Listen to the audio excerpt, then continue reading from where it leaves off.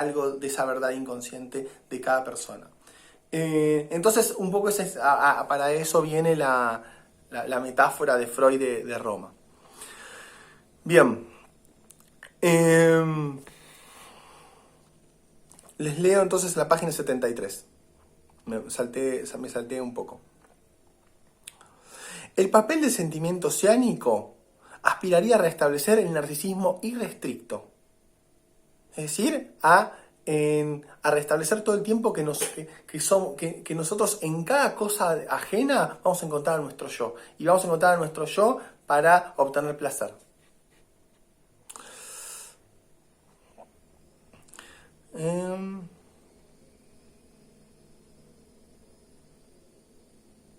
Este ser uno con el todo se nos presenta como un primer intento de consuelo religioso, como otro camino para desconocer el peligro que el yo discierne amenazándole desde el mundo exterior.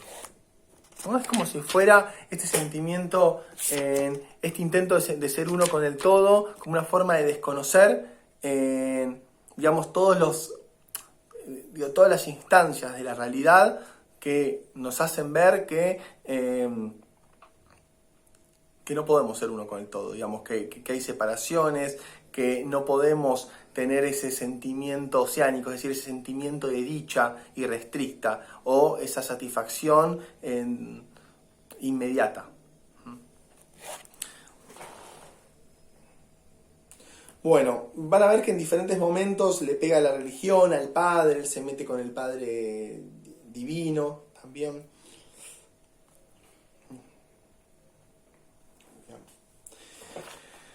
Ya estoy en el capítulo 2 ahora. En el capítulo 2, él, digamos, va a establecer, hay dos cuestiones que va a establecer. Una, el de la página 76, dice: ¿qué es lo que los seres humanos mismos dejan discernir por su conducta como fin y propósito de su vida? ¿Qué es lo que exigen de ella? Lo que en ella quieren alcanzar. No es difícil acertar con la respuesta. Quieren alcanzar la dicha, conseguir la felicidad y mantenerla. Y esto conlleva una meta positiva y una negativa.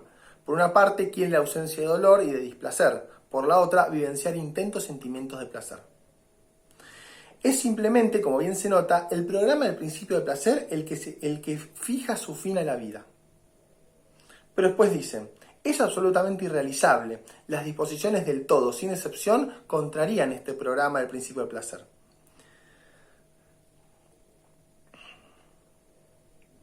Después dice: solo podemos gozar con intensidad del contraste y muy poco el estado. Ya nuestra constitución pues limita nuestras posibilidades de dicha. Y ubica tres lugares desde donde proviene el sufrimiento. Es decir, desde donde tres fuentes del sufrimiento que implicarían tres fuentes donde ese principio de placer fracasa. Por un lado, desde el cuerpo propio, dice que ¿no? por el dolor, por los dolores físicos, por las enfermedades.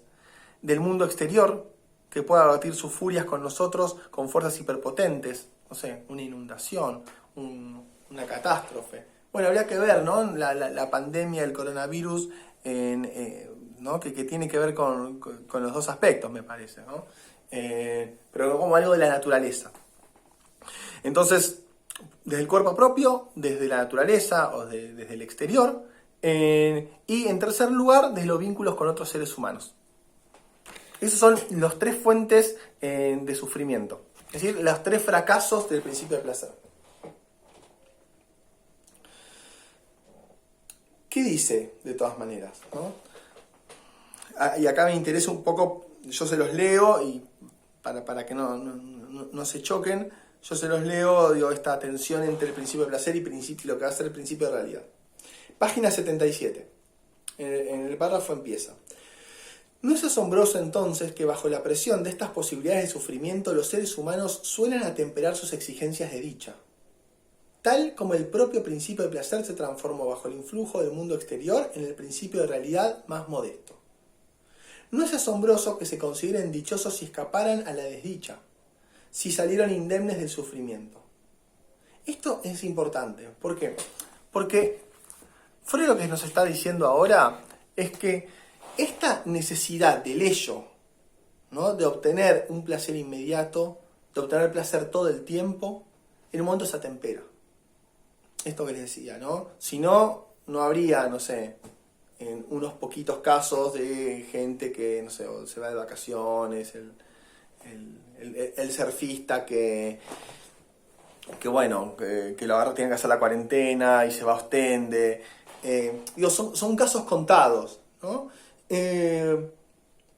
Podríamos decir que en el caso de ellos hay algo de ese placer de hacer lo que ellos tienen ganas que está por encima del principio de realidad. Entonces Freud dice, bueno, ese principio de placer debe atemperarse, inevitablemente se atempera, y con los años, ¿no? Cada vez más uno se pone, hasta se agarra un poco más, a veces se vuelve más mezquino, ¿no? Se agarra más a la vida y se vuelve más conservador. Por eso, ¿no? Porque los adolescentes siempre tienen más vitalidad en algunas cosas, porque están más dispuestos a arriesgar su vida, ¿no? Entonces, en cambio, los años nos hacen que uno se vuelva más viejo, más conservador. Hay algo de eso, ¿no? Como que entienda más los cuidados, podríamos decir, entienda más el principio de realidad. Ahora bien, ¿qué es el principio de realidad? El principio de realidad no es lo contrario del principio de placer. No es que viene el principio de placer en un lado como aquellas necesidades inmediatas que se tienen, y el principio de realidad, digamos, se contrapone de cuajo. Sino que el principio de realidad es la forma que tiene el principio de placer de hacerse posible. El principio de realidad no es exactamente la represión del principio de placer. Si se quiere, es la demora. Es la demora, ¿no? Pensemos en satisfacciones. Bueno, a ver, hago un salto, hago un paréntesis, tengan un poco de paciencia. Porque yo iba a trabajar el texto de pulsiones para después, pero me parece que por lo menos les dejo algunas cuestiones sobre pulsión.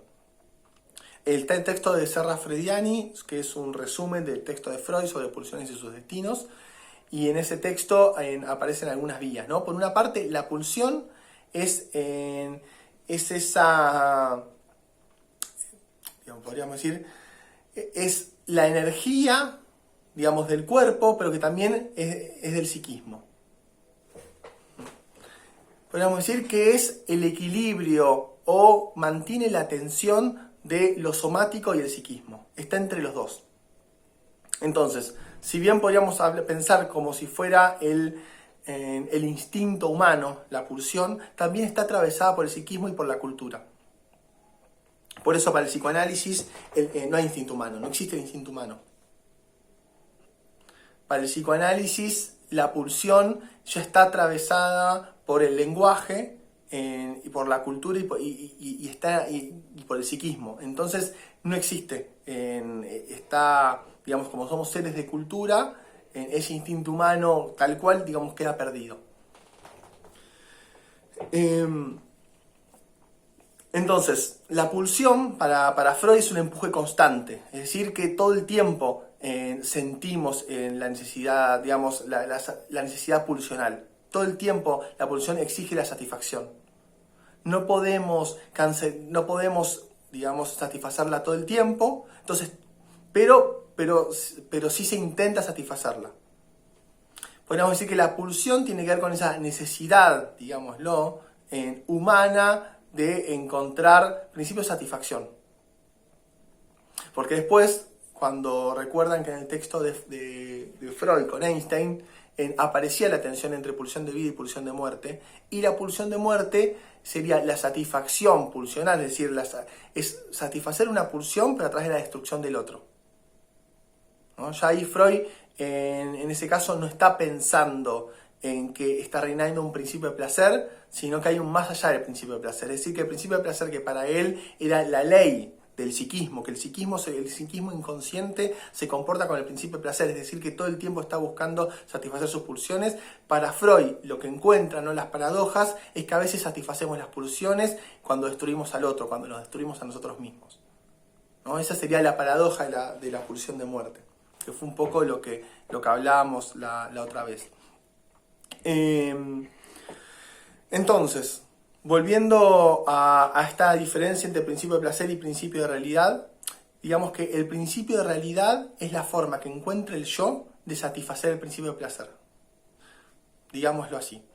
Hay las pulsiones más antiguas, las pulsiones centrales para Freud, ¿no? Son las pulsiones sexuales, ¿no? Las pulsiones sexuales, lo que creo que la otra vez les los comentaba, las pulsiones sexuales que están en relación a la pulsión de vida y la pulsión de destrucción que está en relación a la pulsión de muerte, ¿no? Serían como una de las dos pulsiones básicas. Entonces podríamos decir, ¿qué hace la cultura? ¿Qué hace qué hacen los humanos? ¿Qué hacemos? ¿No? El yo, podríamos decir, crea instancias. La cultura va creando instancias en donde satisfacer esa pulsión, pero que no puede ser ahora en cualquier momento cuando yo tengo ganas. Crean los telos, crean los boliches, crea Tinder. Digo, todos los dispositivos para que se pueda satisfacer la pulsión sexual, pero con demoras. No es inmediatamente cuando se despierta esa pulsión sexual. En ese sentido es que los telos, Tinder, los boliches, los bares, todo, digamos, todas las creaciones culturales donde se pueden ir desarrollando donde puede dar pie para las actividades sexuales, necesita el principio de realidad, digamos, se basa en el principio de realidad, en esa demora al principio de placer. Bueno, esto si no se entiende, después lo seguimos hablando en el viernes, pero es importante esto. Que alguno podrá decir, bueno, es una represión. Bueno, el principio de realidad algo represivo tiene en el sentido de no poder cumplir inmediatamente el principio de placer. Ahora, por otra parte, se cumple el principio de placer, pero con sus tiempos y con sus formas. Incluso, ¿no? Yo tengo un paciente que tiene práctica swinger, ¿no? Y uno puede decir, bueno, todas esas prácticas que parecen, ¿no?, que vale todo, digamos, está lleno de acuerdos, ¿no? Hasta las prácticas, ¿no? En una situación, no sé, de intercambio de parejas, también está lleno de acuerdos, de cosas que sí, cosas que no, de prohibiciones. ¿Por qué? Porque se necesita regular algo de eso. No puede valer todo, nunca vale todo. ¿Sí? En lo humano, digamos, para Freud, en ese sentido, nunca es posible que valga todo. Siempre, para toda práctica se necesitan ciertos acuerdos. Bueno, esos acuerdos implican ese principio de realidad, ¿sí? De no poder disponer del otro cuerpo como plazca, ¿no? Bien, con esto vamos a seguir, ¿sí? ¿Qué dice Freud? En la página 77 sigo. Una satisfacción irrestricta de todas las necesidades quiere ser admitida como la regla de vida más tentadora. Es decir, satisfacerse todo el tiempo las necesidades. Pero ello significa anteponer el goce a la precaución, lo cual tras breve ejercicio recibe su castigo. Es decir, todo exceso de placer, digamos, un placer llevado al exceso, ¿no? Necesitar el goce constantemente, siempre está atado a la muerte. Siempre está atado a la muerte. ¿No? Cuando en los adolescentes, digo, se ve un montón, y también a veces en los adultos, ¿no? Salen de gira, ¿no? Por ejemplo, ¿no? Pienso, ¿no?, en esta conducta adolescente que tal vez algunos ya tuvieran. ¿No? Salen de gira, bueno, no sé, toman alcohol, están tomando alcohol, vomitan y después siguen tomando alcohol, ¿no? Uno puede decir, bueno, ese exceso, ¿no? Esa necesidad de hacerlo, esa necesidad que pide el cuerpo, que pide el estado, el momento, el estar con otros. Pero digo, ese punto donde por querer ser fiel a esa necesidad que siento, me pierdo de la precaución. Entonces, por eso digo, como ese exceso de vida, porque implica el exceso vital, ¿no?, en términos de la satisfacción pulsional que puede dar, de placer que puede dar, bueno, también es el camino más rápido a la muerte, ¿no? Es el camino, ¿por qué? Porque no tiene ninguna precaución. En Aristóteles, no sé si, no me acuerdo si había alguien de Filo, de profesorado de Filo, pero Aristóteles tenía un nombre para eso, ¿no? Cuando trabaja sobre las conductas éticas, él dice, bueno, la temeridad tiene que ser castigada. Porque una cosa es la valentía, otra cosa es la cobardía y otra cosa es la temeridad. podríamos decir que la cobardía está en un extremo, ¿no? De no animarse a hacer algo para resguardarse. La temeridad está en el otro extremo, de hacer cualquier cosa, ¿no? No sé, supongamos, ¿no? Situación también de boliche, a la noche, ¿no? De no ver en qué situación no sé, no da agarrarse a trompadas en un lugar, no da pelearse con tal, no da hacer tal cosa, ¿no? Las cosas esas como, ¿no? La temeridad, uno puede decir, está del lado del exceso en relación al hacer. Pero entonces Aristóteles dice algo interesante, bueno, eso no es ser valiente. El temerario no es ser valiente. El temerario, incluso en una guerra, expone a todos los demás soldados. En cambio, el valiente implica cierta racionalidad de en qué momento vale, digamos, sirve ser valiente, sirve arriesgarse, podríamos decir, o sirve, no sé, en hacer un acto justo. Eso me parece interesante, ¿no? Como hay algo del término medio que está proponiendo Freud a través del principio de realidad. Entonces empieza a decir, bueno, ¿cuáles son? Freud empieza a enumerar varias formas que tenemos los humanos de o evitar el displacer o conseguir placer. ¿Sí? Es decir, formas que tenemos para cumplir el principio del placer. Entonces empieza a hablar de la soledad en relación a si el contacto con los otros me empieza a ocasionar demasiado displacer, bueno, a veces la soledad, entonces él pone el ejemplo de esos monjes que invernan ahí, se van a las montañas. O un caso contrario, empieza a poner el ejemplo del tóxico, ¿no? El consumo de sustancias psicoactivas, del alcohol, de drogas, ¿no? En ese sentido, más que para evitar el displacer, para obtener placer. Después habla de... hay uno que nos importa en particular, que es muy importante para nosotros, que es la sublimación. Recuerdan que es uno de los conceptos más importantes que nosotros tomamos en la materia de Freud. En la página 78 y 79 está esto.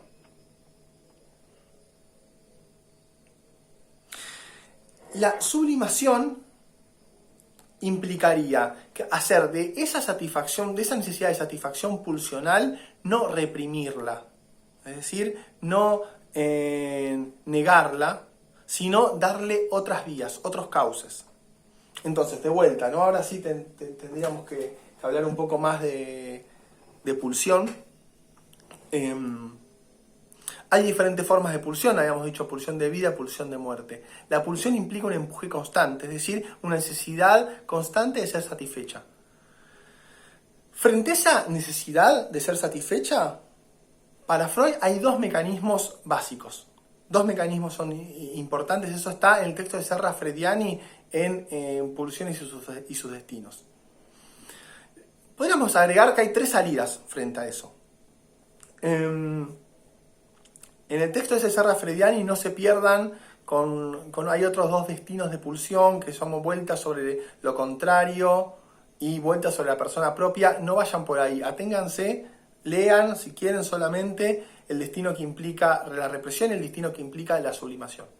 Entonces podríamos decir que frente a esa pulsión, frente a esa necesidad, ese empuje constante que tiene la pulsión de ser satisfecha, nosotros tendríamos tres salidas. Una es la satisfacción, ¿no? Frente a la necesidad de satisfacción sexual, bueno, ¿no? Obtener esa satisfacción. Frente a la necesidad de destrucción, obtener esa satisfacción, ¿no? Por ejemplo, estoy con bronca, no sé, me pasó algo, tuve un problema en el laburo, insulto a alguien. Ahí no hay demoras, digamos, ahí no hay principio de realidad. Es decir, no me cabe, no sé, a mí no me cabe porque me faltaste el respeto y sos un pelotudo, no sé, o le empezás a putear, podés revolear algo, ¿no? Te enojás en el laburo, revoleás las cosas. Bueno, digamos, ahí hay una descarga inmediata de la pulsión. Es decir, eso que el cuerpo, podemos decir, eso que entre el cuerpo y el psiquismo nos está pidiendo hacer algo con esa energía porque no nos la fumamos más esa energía, queremos matar, romper todo, bueno, lo rompemos, no sé, destruimos algo, puteamos, golpeamos, pegamos. Es decir, hay una satisfacción directa de la pulsión. ¿Se entiende? El principio de realidad nos hace muchas veces frenarnos de eso. Bueno, no tengo que perder el laburo, no me puede pasar de vuelta esto.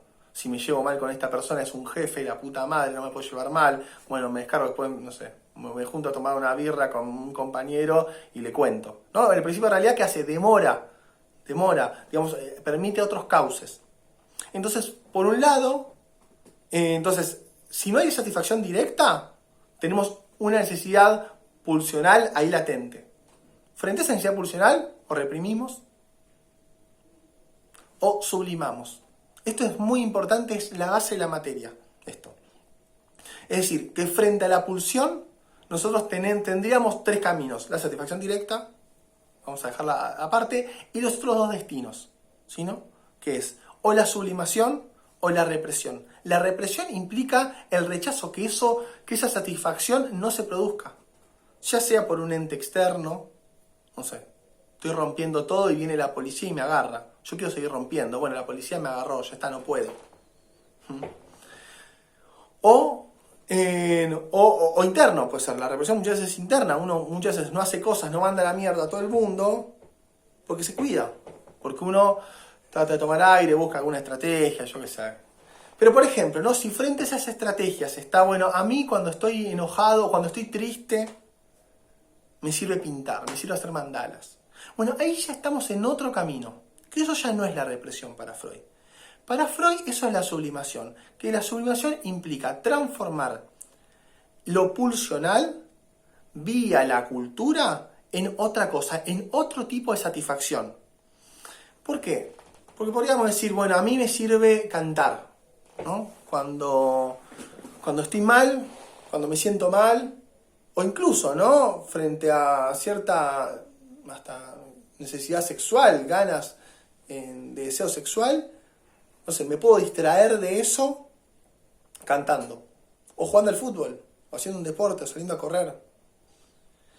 Es decir, que ahí tendríamos, podemos decir, otras formas de tramitar eso, otras formas de elaborar esa energía que no puedo controlar. ¿Por qué? Porque la pulsión se le impone al yo de una mala manera. Ya sea la pulsión sexual como la pulsión de destrucción, siempre nos gobierna. Es decir, siempre uno siente que no puede, que tiene que estar como corriendo detrás, ¿no? A ver, ¿qué hago con esto para dejar de sentirlo? Porque es molesto sentirlo. Sí, es que no se descarga inmediatamente. Entonces, esto es muy importante. Frente a esa pulsión tenemos dos caminos. O la represión, la reprimo y ya. Freud, ¿qué va a decir? Esa represión es lo que causa la neurosis. Lo dice acá en el texto Malestar en la Cultura. Esa misma represión nos causa la neurosis. ¿Por qué? Porque la neurosis implica ese conflicto entre lo que yo quiero, entre los deseos y lo reprimido. Y ahí con toda una deriva, ¿no?, de culpa, castigos y demás. ¿Cuál es el problema de la represión? Que siempre trae consecuencias la represión. ¿Cuál es la consecuencia principal